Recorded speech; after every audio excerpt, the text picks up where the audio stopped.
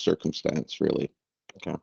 So if you're attacking a mail server, not a mail server, a web server that has a backend database, you might take one approach.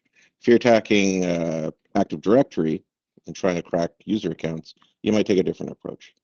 If you're attacking a local system, that's a different approach as well. So there's kind of, there's better things to do under different circumstances.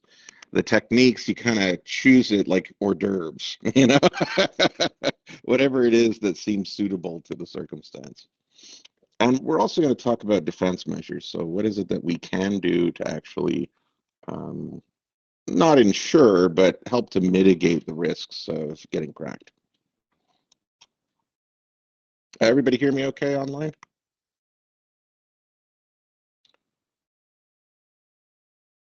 One thumbs up or a pause up will do it.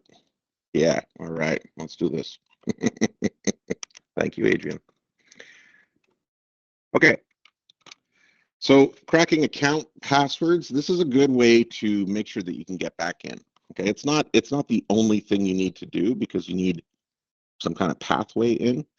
But if you can collect a bunch of usernames and passwords, you have multiple avenues for getting back. Okay, especially if you can get a useful, like high-powered password, like an administrative account of some type. So how you get in, I mean, it could occur at a local system level. That's often the starting point. But it could also be a domain account.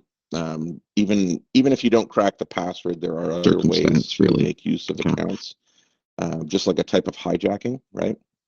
Where you don't know what the password is, but you've got their session, right? That's a very common type of attack. Circumstance, really. And database attacks too. So, passwords are stored in databases typically. If you can extract the database, you can take it offline and you can, work at it at your leisure. So if you're dealing with a custom app, like say, application developer on a web server, if they're not really very cognizant of security, and that's a little less common these days, there are more protections in place. In the 20 years ago, it was kind of Wild West, right? These days, we've been hacked enough that even if the programmer doesn't know a lot of techniques, the web server itself is usually a little bit more protected. The code that they're working on, not the actual coding they're doing, but the framework that they're working within, like say .NET, has more security built into it, that kind of stuff, right? Nonetheless, a person who doesn't have good experience with security can create a setup which is not secure, and that's very, very common. Okay, still happens to this day. I think it was just a couple of terms ago, I had a student who realized that an organization they'd volunteered for had that kind of situation, I don't know if I should talk to them because I shouldn't really be poking around in these things. And I was just like, well, if you know someone that you trust within that group who's not going to get upset at you, then just let them know so that they can fix it, And that is a bit of a question is, do you alert people to that kind of thing? You have to make your own call on that. Okay, so a custom job, those are at risk of being poorly implemented. So that means that they're a good target. Operating systems tend to be more secure. That doesn't mean that they're, impervious. It just means that it's a little harder. Okay, it could still be done. Now, the way that passwords are usually stored is you've got the username and you've got the password in some kind of scrambled or encrypted format. Okay. Now, there's different types of encryption. There's reversible encryption. There's asymmetric encryption, which is reversible, but it kind of works a little differently. But actually, a lot of the time, the way that we store passwords is that we store a non-reversible hash of the password. Okay. So I mentioned hashes are going to come up all over the place in this course. It's really, it gets applied in different ways. When it comes to passwords, the idea is I don't want to be responsible for storing your password as an administrator. So if you set your password, we're not going to store that value. We're just going to hash it and we're going to store the hash. And because it's not reversible, even if someone gets their hands on it, they can't actually run the algorithm in reverse, right? So they can't get your password. The only way they can get it is if they actually guess what it is. And then if they run that through the same hash algorithm and they get the same value, they'll say, ah, okay, that was correct. All right. That's not quite the same thing. That's a lot of legwork. That means that you're trying a whole bunch of passwords, and that's essentially what they do. Okay. So when someone's trying to crack a hash, really what they're doing is just trying a bunch of inputs and seeing which one matches in the end. Okay. Let's see. So essentially, the hacker has to guess the correct password. There's no way that they can just like have a really clever, um, like be a clever coder or a mathematician or something, and then just reverse it. They don't reverse. Okay. So what is the attacker going to do? If they can't reverse it, they've got to guess it. What are good techniques for guessing? One not so great technique is online password guessing. Okay. I'll go into each of them after. I'll just mention them now. So online password guessing, offline brute force attacks, offline dictionary attacks, distributed cracking, rainbow table cracking, and social engineering. These are all techniques that are worth a shot, depending on your circumstances. So I'll go into each of these. Online password guessing, you're actually talking to the live authentication system, and you're just trying your luck with it. So, imagine if you forgot your Gmail password and you're just like, I know it's something like this, and you're just trying a few different things, right? You're working with the online system that actually exists and that people actually use. The problem with this one is you're not going to get too many shots at it before you get locked out, okay? So usually you'll have maybe, I don't know, 7 tries, something like that. Here at NAIT, they give you 100 shots.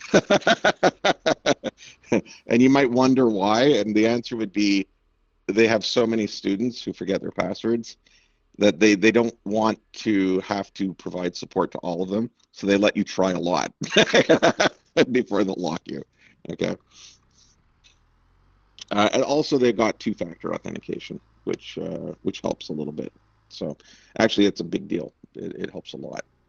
But if you do set up lockout thresholds as an administrator, that's going to block online password guessing. So this is far from the best way of doing things.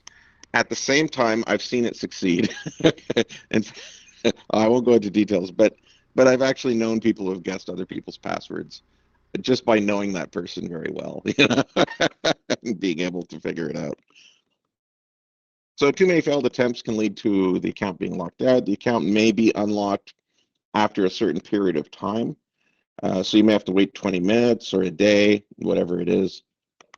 If they're really strict about it, you got to talk to an administrator, and then they'll unlock you. Okay, and that's something that you can set up in domain environments too. Adrian. 1, 2, 3, 4, 5, 6. Was it all the way up to 8? That was more secure than I thought. Morning.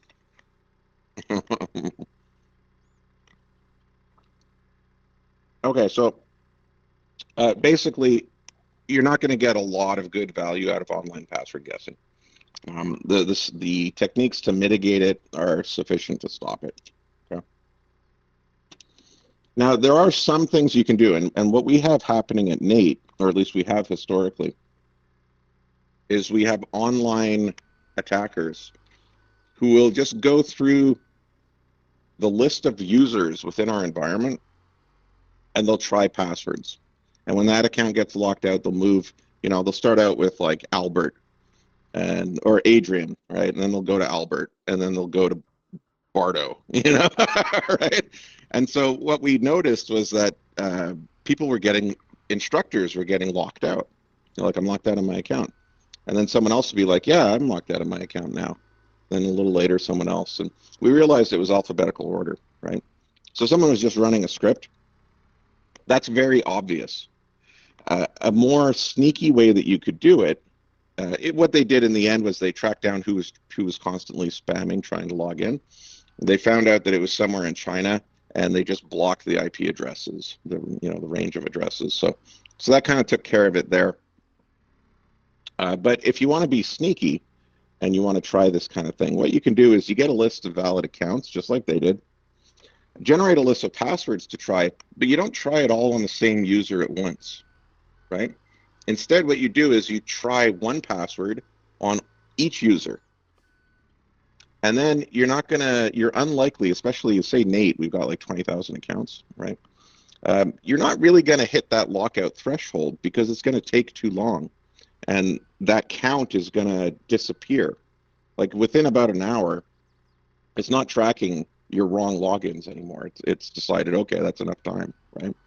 And so in that way, you could go use one password against all the user accounts, then use another password against all the user accounts. So long as you're not picky about which account you get, then there's a good chance that you can hit somebody without being locked out. Okay? Now, thing you have to watch for, you want to massage wait times between your guesses so that lockout's not triggered on each account. So if you're going through the initial guess very quickly, then you want to wait a little bit before you move to the next password and then go through them all again. Okay. If you go too fast, you will accidentally trigger a lockout. Now, offline is what a lot of attackers like to do because really you hack in, you get a password, a database of some type, you take it onto your own system, and then you could throw a whole bunch of resources at it, right? Not as noticeable. So this is the favored method, but you do have to get a dump of the password database, and to do that, uh, there's different ways of doing that. Sometimes you need administrative access. For example, if you're trying to get it off of a local operating system, right? This will require administrative access. If you're attacking a database and they're implicitly, like they're just storing usernames and passwords in a database table, then you may be able to use some tricks like SQL injection to dump that information and then make use of it, okay? Assuming that it's actually properly encrypted in some way.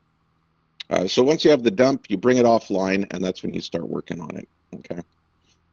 Now, brute force is exactly what it sounds like. You're not putting a lot of thought into it. You're just trying all the combinations that are possible. So we'll go like A, B, C, right?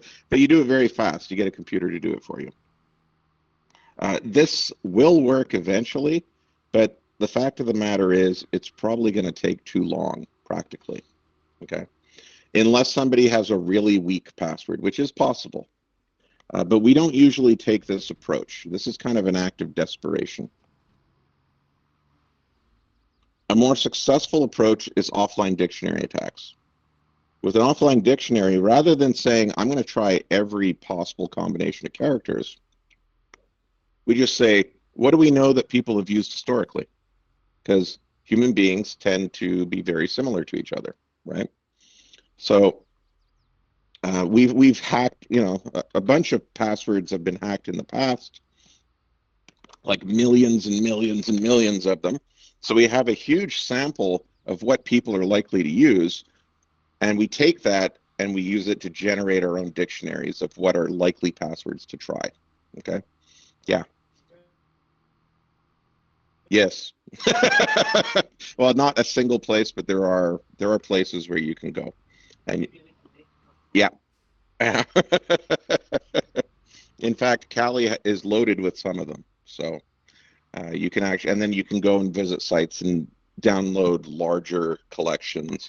People collect this, like just like someone might collect videos. People will collect password lists, and then aggregate them and share them between each other. It's actually a community effort for the most part with hackers. I prob I don't know about selling. Yeah, yeah. If your Ubisoft account, yeah.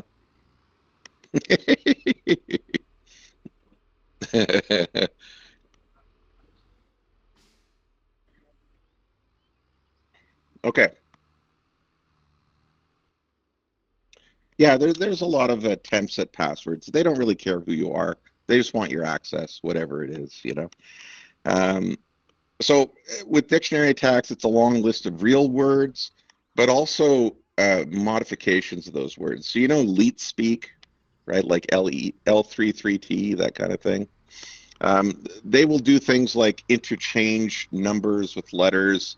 They'll uppercase and lowercase different parts because they know people do that sometimes. They'll put a number at the end of a normal word. They try different stuff, right? And the way they do it is you start out with a dictionary, and then you have this other set of rules which says this is how you modify the dictionary words to try different possibilities. Okay, so various changes to the source list can be made, and you can kind of massage that a bit yourself if you give it instructions. This is often successful with some minority of accounts. Okay, that is to say, it's a numbers game. You'll probably get some success with this. You're not going to get everybody. So I'll just point you out to the, let me just go get that, to the Adobe Top 100 if I have it.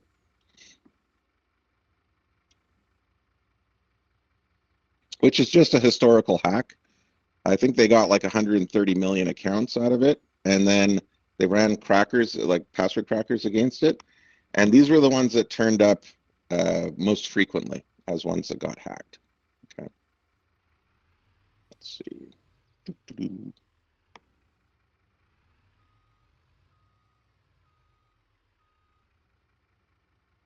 Do I have it? Where's my Adobe? Wait, maybe it's down here. No. Okay, I'm going to go to our friend Moodle because I know I have it there.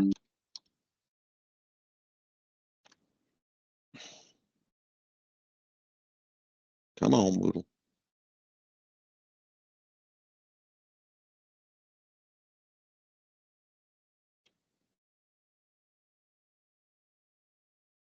Okay, so mental note, I've got to bring this over because it's a nice little. There we are. Okay, I'll just make that a little bigger. Hold on a second.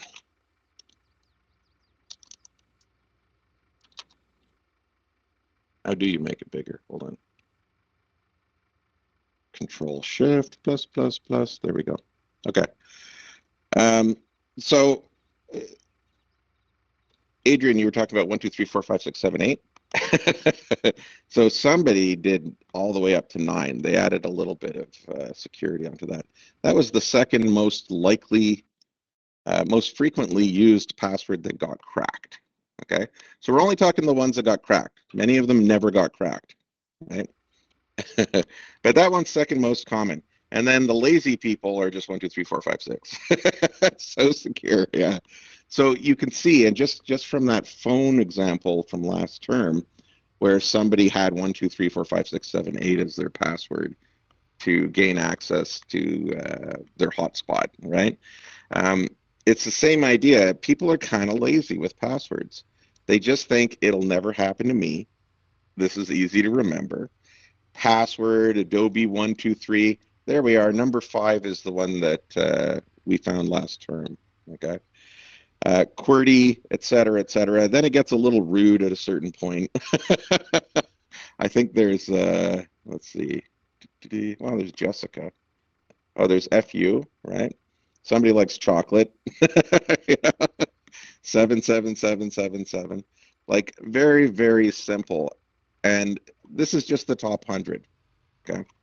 If you look at it, I think there was about, how many was it? It was about something like 2 million, which they actually cracked, I believe, out of the 130 million users. Okay. So it's a numbers game. There's going to be a doofus that is going to store an insecure password unless you stop them from doing that. Samsung as the password is brutal. I think Photoshop is pretty bad too, right? Yeah.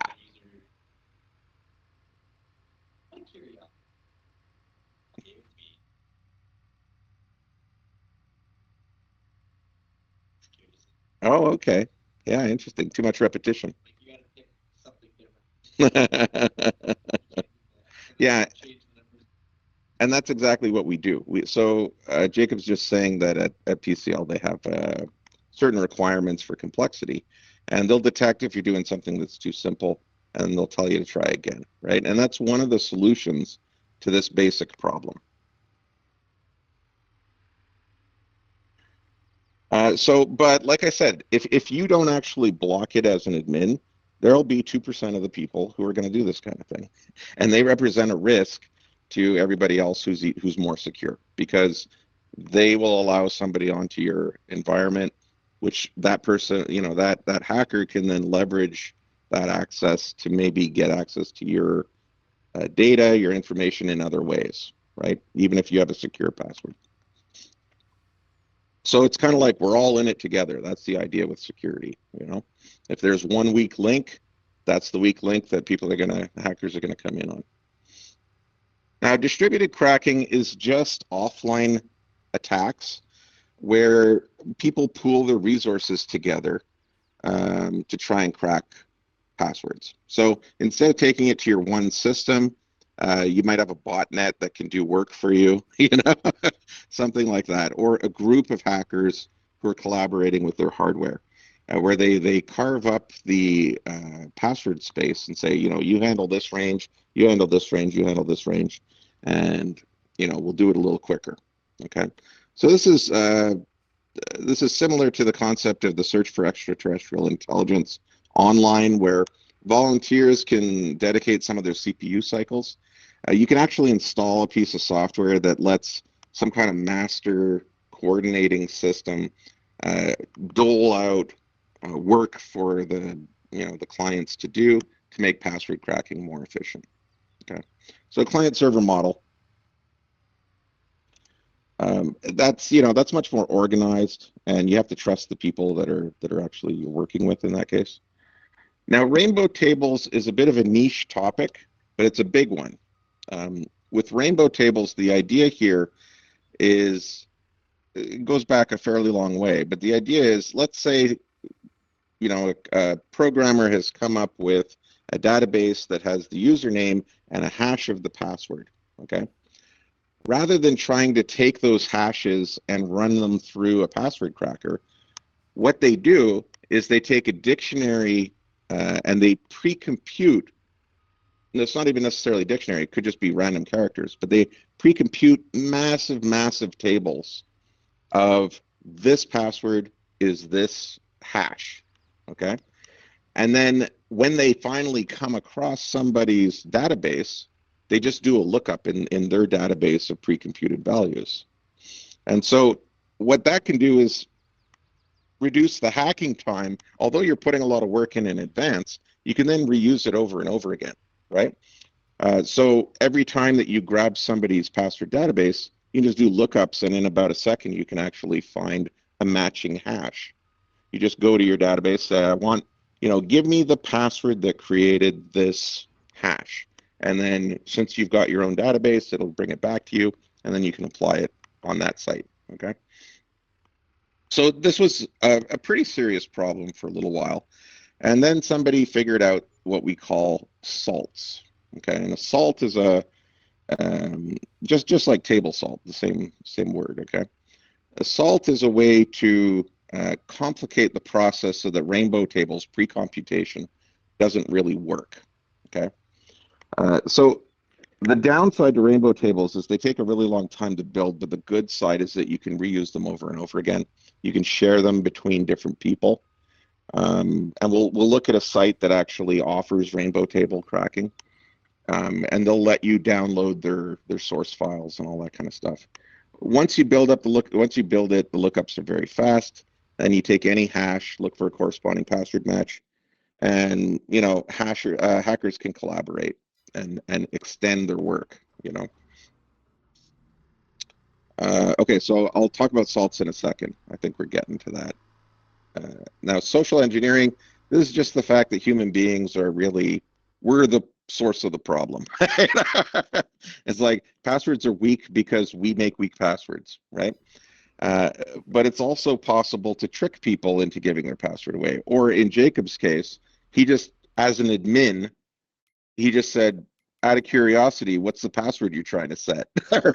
And the person is just like, blah, this is what it is, right? So human beings have a very, we have a trust instinct where we'll share information with people to show that we trust them, right? But you could take advantage of that. And social engineers do that. So that's just a fancy way of deceiving. It's a fancy term for conning people into giving information that they really shouldn't give away. Okay. So some common techniques for social engineering could include impersonating an authority. So let's say you weren't really an admin, but you call somebody up and you say, look, we're getting a lot of errors in our logs about your account. It seems to be there's a lot of password failures going on. I'm going to need your password right now. You know, and if you make it sound urgent enough, if you make it sound like you're authoritative enough, people will comply often. Okay. So the sense of urgency helps because what that does is it gets you out of your logical brain and puts you into your kind of panicky monkey brain, where you're more willing to actually, not think about things too quickly and just do what people ask you to do. Okay. Distraction can also be a pretty useful tool because it scatters your ability to kind of decide, wait a minute, I'm not supposed to hand out this kind of stuff. As opposed to showing up as a tech, another thing people will do is appear to be like a boss, a manager, right? So for a regular Joe, a tech, you might impersonate a tech and call up and say, I need your password. But if you want to call a tech, you want to show up as a manager and say, what's going on here? I can't get into my account. Right? I need this right now. So it's the same kind of concept. You're creating emotional reactions in the user, but you take a slightly different approach with somebody who's technical, right? So many users can be convinced to provide their credentials willingly. It's less exciting in some ways, but some people really love this type of security, security testing. Okay. Some people they like to do things like shoulder surfing or just watching what you're typing on the keyboard, and it is very effective, really. It's just you have to be there. You have to be able to interact with someone. Okay, so common tools that we use for cracking. John the Ripper is one that we're going to use in one of the exercises. Now, this does dictionary brute force password cracking. Hashcat does the same, but it'll actually leverage your GPU. That's not that helpful in a virtual machine setting, okay? But it can be very useful if you have a good card, because GPUs have a lot of power just waiting to be used, right? So that can actually speed up cracking, but we're going to stick with John the Ripper just because we're running in VMs. FitCrack, that's just a tool that can kind of manage Hashcat nodes. So if you wanted to do distributed hacking, that would be a tool that could help you do that. Okay. AirCrack, these are just some examples. We'll do wireless password cracking. Okay. So there's a lot of tools out there. These are by no means the only ones that you could use. There's LoftCrack. There's a million others. But John is actually one of the oldest ones. It's been around a long time. It's very robust for what it does. But it also has a million parameters that you could pass to it. Like, it's really, you have to read the docs a little bit to make it work. What am I saying here? Oh, mitigation. Yeah. There are many different mitigation steps that can be applied. So how do we block this stuff? Okay. And Jacob's kind of talked about it a little bit there. You can have password policy, the use of salts, which I mentioned before. Two-factor authentication is a big deal. It's a kind of annoying to some people, but it really does save your bacon at times. Okay, it's very, very effective. It doesn't always work, but it raises that bar. If we say it's a numbers game, you go from 2% to like 0.2%, makes a difference, or even less than 0.2%. User education, it helps. There's always a weakness in the human brain. Like, I fall for stuff, it happens. If you're caught off guard in some way, if you're under rested, there are all sorts of things that can interfere with your kind of being on the ball, okay? And intrusion detection, all of these are individual approaches you can take that in combination help a lot, okay? It's not like one is going to fix everything for you, but they do help. So password policy, you might want to have password length requirements so that people can't have 3-character passwords, right? Because that's too easy to crack. Password complexity requirements. So you know the whole password one thing that goes on in here? That's bad, right? It's bad. So like I always, out of stubbornness, I always use password one at nate.ca because it's longer, it's got more complex values in it. Even though it's not that much more complicated in reality, right? It actually just makes it more difficult to crack. So yeah, complexity is good. Make sure you have different characters in there, uppercase, lowercase, numbers, special characters. Uh, Password expiry duration. So how often do people have to change their password? Once Nate went to 2-factor or multi-factor, they stopped requiring password changes. So you can have the same password forever, and they don't care because they're hoping that multi-factor will protect them regardless. Account lockout threshold. This is a good thing to have. You just decide how many bad attempts before we actually lock you out. Okay. So if you set that too high, people get a lot of tries. But really, if you set it at 100 tries is not that much, you know, in the grand scheme of things. There's a lot of different possibilities. Admittedly, if you give us a VM with password one at nate.ca, the very first thing I do is change it. I know, and that's your monkey brain. Your monkey brain is telling you, like, I want something easier, you know? I get it. And we're all like that, right? So I just do that to kind of like poke. I use the more complex one just to poke you a bit, just to remind people.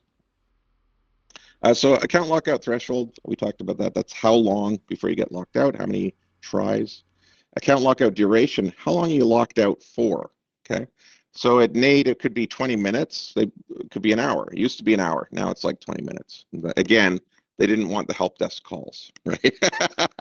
That's the real reason.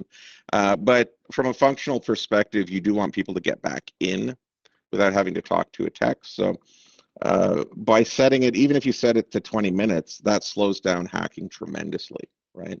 Which makes it less practical. Okay, now salts are, this is a response specifically to custom-built databases typically, right? So I was saying before, you have the username, and with it you have a hash, and you build these rainbow tables, and you could just look up the hash, figure out what the password is. The idea with the salt is that they don't store a hash of your password. They store a hash of your password, plus they create a random set of characters, which they call a salt. They store that salt as a third column in the table. So there's your username, there's that randomly generated string, and then they take the salt and the password that you provided, they put them together, and they hash that, and they store that hash. Okay. Now, the idea here is that if somebody takes that table offline and they just get the hashes, their rainbow tables aren't going to be able to just figure out what your password is. They need to know what the password is plus the salt. Okay, so the salt is adding security on top, and rainbow tables aren't that good. Like, you know, if you could make a salt as big as you want, really. So effectively, this defeats the whole rainbow table strategy. Okay. So if somebody is familiar with secure kind of password storage and databases, they'll introduce salts, and then they're pretty good. Problem is, a lot of coders don't really know this necessarily. Okay.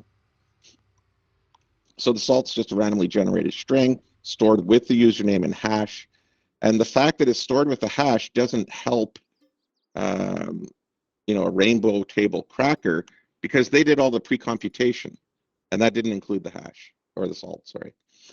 So, you know, they can still try cracking the password, but they can't actually take advantage of pre-computation, essentially. So the hash itself is not a direct output of the password alone.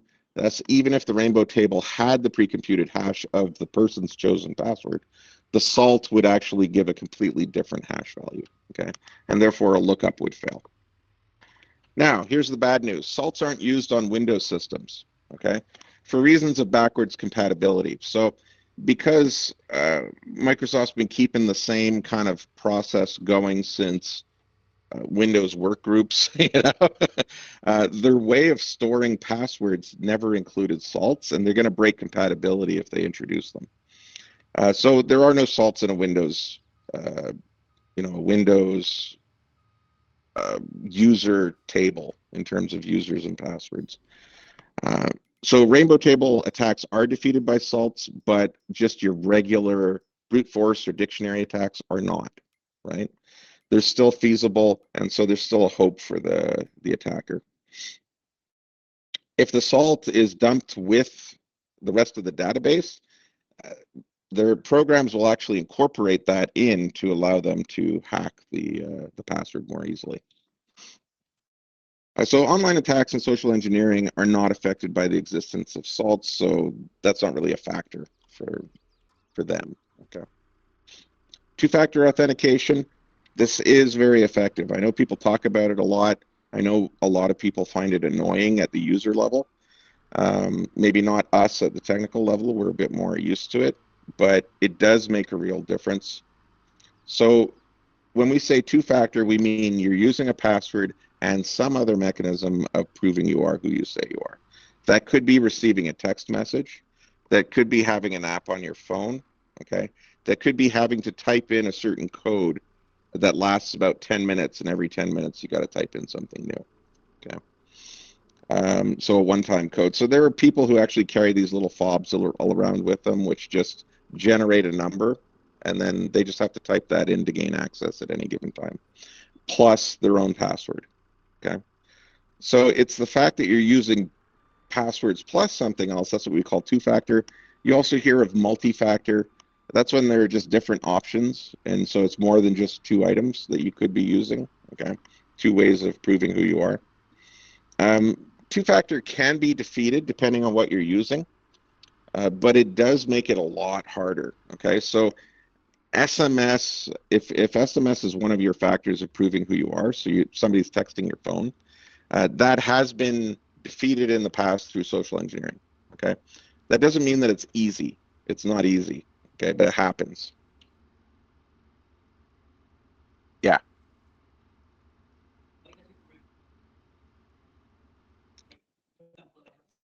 Yeah.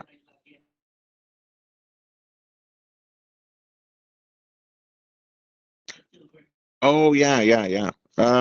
I think that's if you create, do you know random number generation?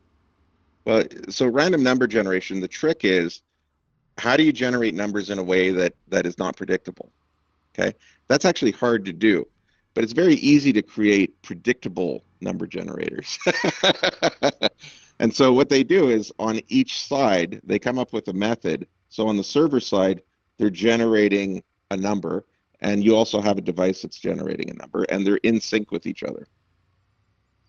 Even if they're offline, it's just because they're on the same page in terms of timing and the process that they do to generate new numbers, right? So if that gets cracked, I'm not quite sure what the details are because you want to make sure that it's not too easy to figure out how that's done, right? But what it means is that it becomes very difficult for other people to know what the next number is, but you guys are on the same page, you know? Yeah, no problem.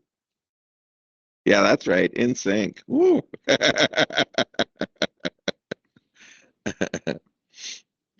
Okay, so it can be defeated, but it's better than what we've been using up till now. So user education, this is always hit and miss because again, it's a numbers game.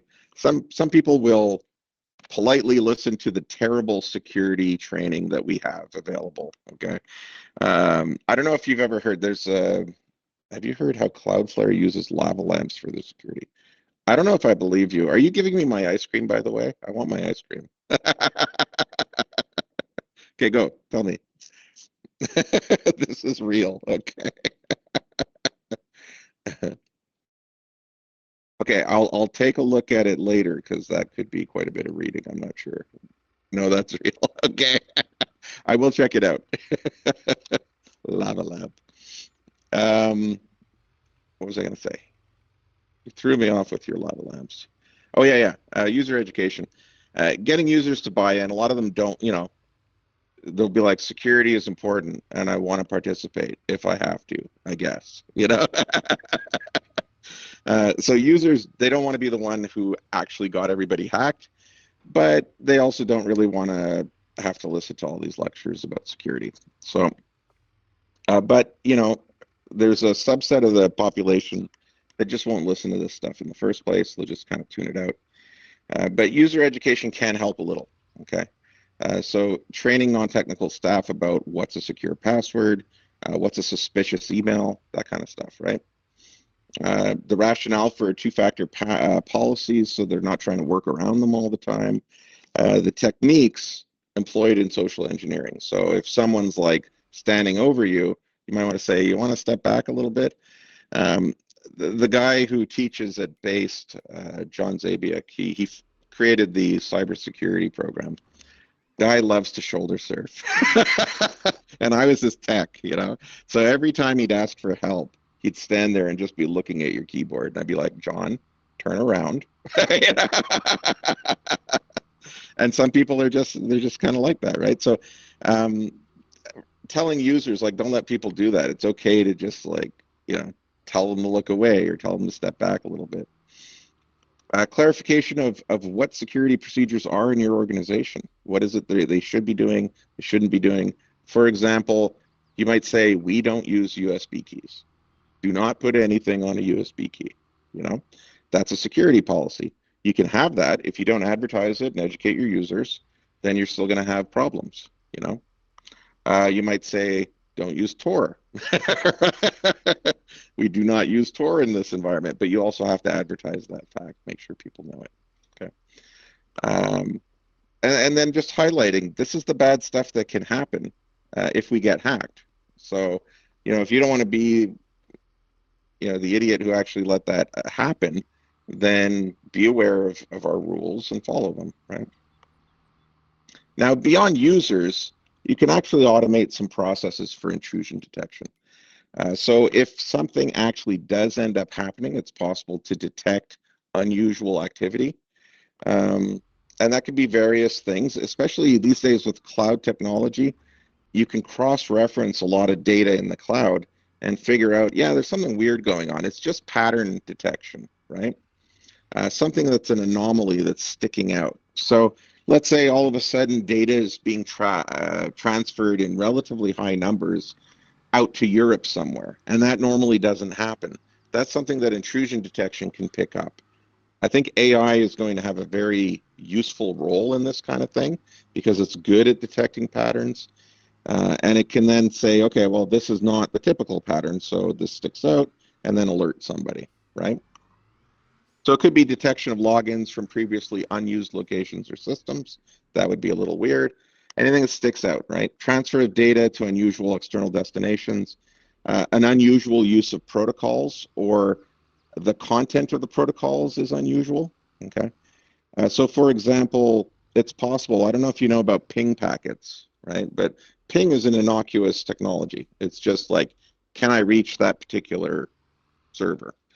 But the packets that comprise ping are actually just the letters of the alphabet. That's the packet, okay? Some people have figured out that you can exfiltrate data through ping. So you can stuff ping with data that you want to get out, which is being blocked from getting out otherwise, right? That can also be a way to communicate messages. So if you replace the letters of the alphabet with actual data, that would be very hard for a person to detect, but intrusion detection systems can sniff the network and say, you know, that's ping, but the packets are actually, they have content which is weird, you know, and then they can alert somebody. So any deviation from a baseline is kind of grounds for considering whether to alert someone, and it's up to the administrator to define triggers. You know, this is when I want you to tell me that something's going on. So heuristics can be used to spot patterns. That's where AI can come in. Heuristics aren't like fixed rules.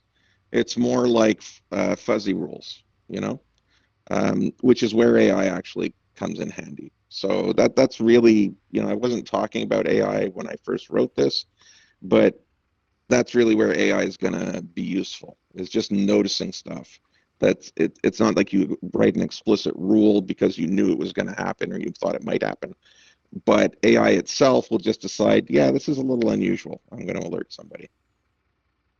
So this is usually performed by software, and then it's overseen by a human being. And the human being has to be contacted at a certain point. Okay, if not, there's not really much purpose to all of this. So it's usually up to the human to decide, this is when I want you to tell me. Okay, if you reach this level of concern or criticality, then send me a message. Okay. Now, there are a few other attacks. We're almost done here, but these are not password attacks per se. They're more like ways of avoiding knowing what a password is. Okay, so sometimes you don't need the password. Sometimes there are ways of taking advantage of systems that are kind of adjacent to password cracking, but not quite password cracking. Replay attacks are one of those. Pass the hash is another. Man-in-the-middle attacks is another. I'll talk about each of those. So replay attacks, basically you're sniffing the network, you're watching other people communicate with the server, say, and you're recording that transaction. If the protocol that's being used to authenticate that transaction is poorly designed, then you may be able to replay that session. Just send all the packets that the other party had sent. And if the authentication mechanism is weak, then the system might let you in. Okay. We're kind of wise to that these days. So it has happened in the past. We've learned some lessons from it. We don't usually use authentication protocols that allow for replay anymore, and no one's going to make a new one that does allow for replay. So it's a bit more of a historical concept, but it is possible. It's something you have to watch for. Okay. Now, how is it that we've managed to avoid this these days? Basically, you have to introduce random data into every session.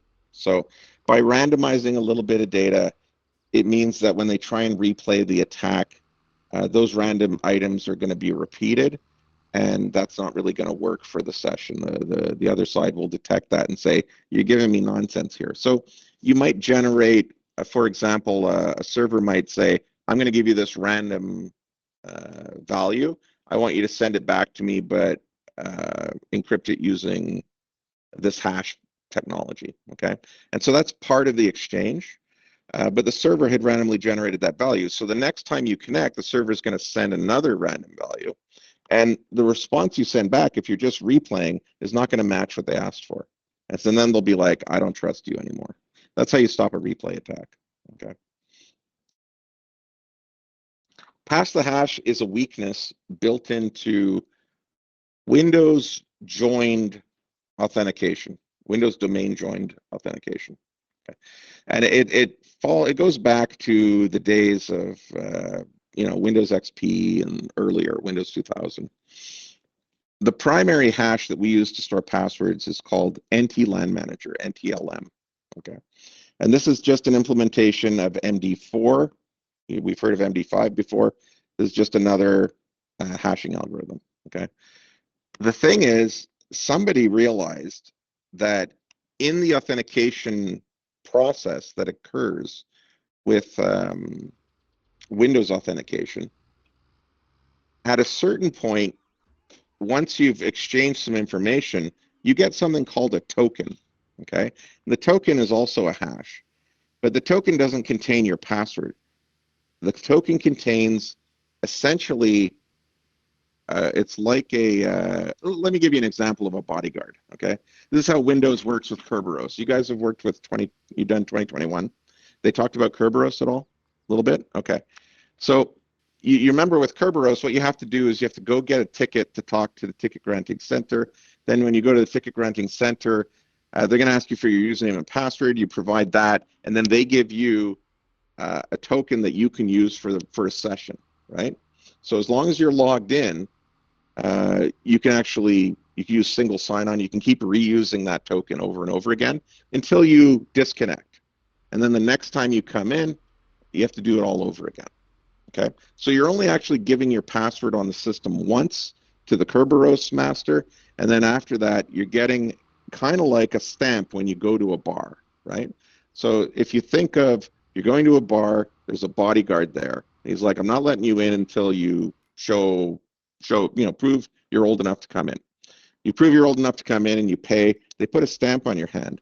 Once you have that stamp, you don't have to pull out your card anymore, right? You just show your stamp.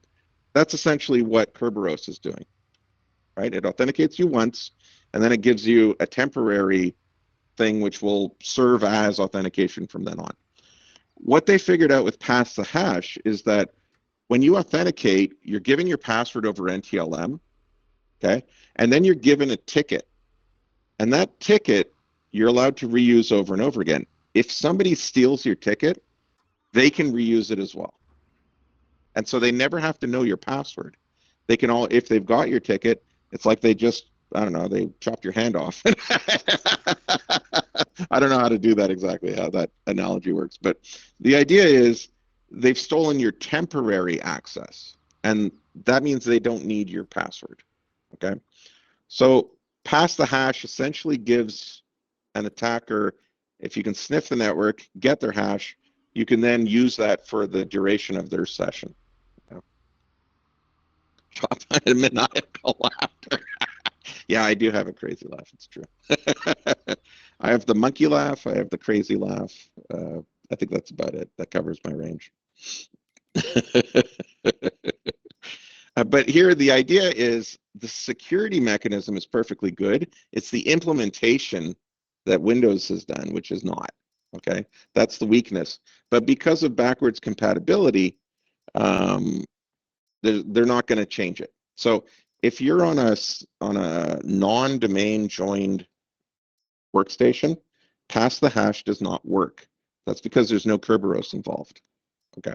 As soon as you go to a domain environment, so you join a machine to the domain, Pass the Hash is a risk. So this is one of those cases where being part of the domain does not improve your security at all. It actually makes it worse. Okay. Okay, and that's an ongoing problem. That still exists. So we don't have a workaround for that. Man in the middle, this is an SSL type of attack. It's not just SSL, but that's where we see it a lot. Here, basically, there's somebody sitting on the network in between two parties, and they're intercepting the traffic, and they're impersonating each party to the other. Okay? So you think you're talking to your bank, but you're actually talking to this hacker, and the bank thinks that you're connecting into them, but they've intercepted that, and they're connecting in. And then they're basically listening into the conversation and waiting for you to give your password. And once you give your password, they forget about you and they look at your bank account. That's the idea. The reason that this doesn't work is PKI. So that's public key infrastructure. Certificates, digital certificates, all of that was designed explicitly to fix the man-in-the-middle attack problem. Okay, so SSL, if you've got it set up properly, will protect you from man-in-the-middle. However, there are other types of authentication which you could do, which could be still susceptible to man-in-the-middle. It's just a technique, right? It's not a particular attack which applies only to SSL. So it is something you want to watch out for. But from an SSL perspective, if you've set up valid certs, not self-signed, then man-in-the-middle attacks don't work. Okay. If you set up self-signed, man-in-the-middle is fair game, because you're going to get errors which are like, I don't recognize this server. You know, it's new to me, and you don't know whether that's because it's a man-in-the-middle or if it's because it's a self-signed cert. Right? There's no way to tell. So that's why self-signed always sucks, unless you're just doing it at home on your own. Okay. Okay. Summary. I'll just leave that. You know, when you need to take a look at it, if you feel like it. That was more for when I did theory tests, but it might help because I did talk a lot. But I won't go over it right now because I've spoken enough. If you're interested in a few details, we got some there. Going a little further. And then in terms of the exercise, I just want you to do, well, it's a couple exercises really.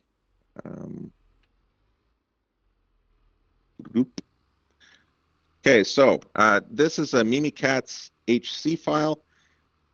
So the password to get into this is just Mimikatz. It's just the name of the file without the extension. Okay. I do I mentioned that earlier, but I just want to reiterate it because a lot of the time people come back to like, I don't know how to get into this. There's this PowerShell. This is actually just a text file because this won't let me store PowerShell up on the server. Okay, so you're gonna have to rename it. It's .ps1.text. Just get rid of the .text.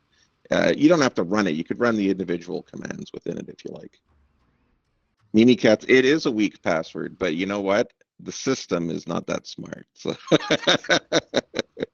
it's intentionally weak. If I made you work for it, you'd never do the assignments. You'd be like, forget this. So I want you to do Nmap scanning and password scanning. If from, what's the name of the course? Threat analysis. If you feel like I know Nmap scanning inside out, I don't need the refresh, then I don't care if you do this or not. That's up to you. But if you're like, Enma what?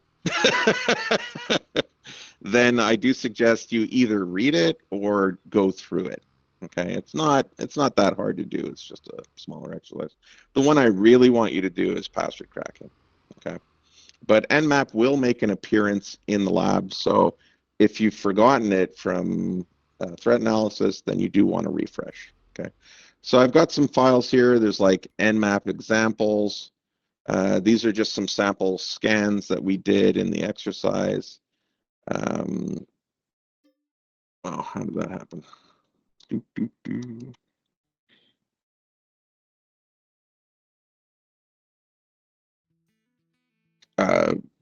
There's an Nmap cheat sheet, which you're free to use anytime. That's a PDF. There's some PowerShell Active Directory probing commands. That's part of the scanning, okay? AD find commands. That's also part of the scanning. That's pretty much it. So make sure that you do the password cracking PDF document. Nmap is an optional one. Okay. Now, the password cracking exercise, we're going to use John the Ripper. And so we're just going to use these different passwords. Just a heads up, the Jenny PC, which you probably haven't downloaded yet, but this is the password to the Jenny PC. Okay. So everything in quotes, including so not the quotes themselves, but everything in between. That's the password for the Jenny PC. What we're doing is we're trying a really weak password, a not very good, but still not a weak password, and then a really long password that nobody would want to have to type in, okay? And we want to see what we can do to try and hack those and how far we can get, okay? So we're going to work with Mimikatz a little bit. We're going to do a dictionary attack using John the Ripper. And then we're going to actually use a rainbow table attack with a website. Just to see how effective they are, okay? And then I just give a few links if you want to go a little bit further. This is not exhaustive, but it gives you a good sense of what the challenges are in working with password cracking, okay? We tried just a few different techniques. All right, that's it, I'm done. I'll take a